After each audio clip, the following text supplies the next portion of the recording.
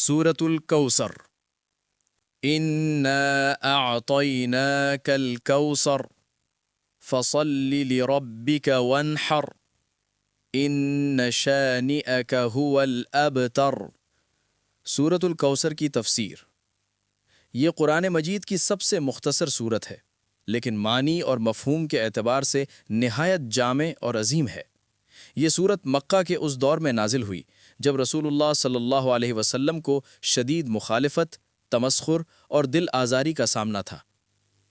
اِنَّا أَعْطَيْنَاكَ الْكَوْثَرَ، یعنی اے نبی ہم نے آپ کو کوثر عطا کر دی۔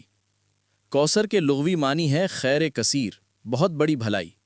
اس میں سب سے نمایاں مفہوم جنت کی وہ نہر ہے جو رسول اللہ صلی اللہ علیہ وسلم کو عطا کی جائے گی، لیکن اس کے ساتھ ساتھ کوثر میں نبوت، قرآن، امت کی کثرت، قیامت تک باقی رہنے والا ذکر خیر اور دین حق کی سربلندی سب شامل ہیں۔ یہ دراصل اللہ کی طرف سے تسلی اور اعلان ہے کہ دشمن جو کچھ کہہ رہے ہیں اس کی کوئی حیثیت نہیں، اصل کامیابی اور نعمتیں آپ کے ساتھ ہیں۔ فَصَلِّ لِرَبِّكَ وَانْحَرْ، پس آپ اپنے رب ہی کے لیے نماز پڑھیں اور قربانی کریں۔ یہ شکر کا عملی تقاضا بتایا جا رہا ہے۔ جب اللہ اتنی عظیم نعمت عطا کرے تو بندے کا رویہ یہ ہونا چاہیے کہ وہ اپنی عبادت، نماز اور قربانی خالصتاً اللہ کے لیے کرے۔ یہاں توحید عبادت کا بہت جامع بیان ہے، یعنی نہ دکھاوا، نہ کسی اور کے لیے، سب کچھ صرف رب کے لیے۔ ان شانئک ھو الابتر، یقیناً آپ کا دشمن ہی بے نام و نشان رہے گا۔ نبی کریم صلی اللہ علیہ وسلم کو تانا دیا جاتا تھا کہ آپ کی نسل نہیں چلے گی، آپ ابتر ہیں۔